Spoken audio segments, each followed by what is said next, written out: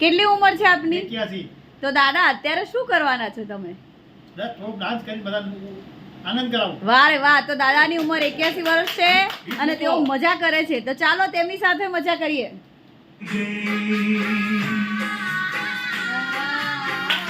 વાહ રે વાહ.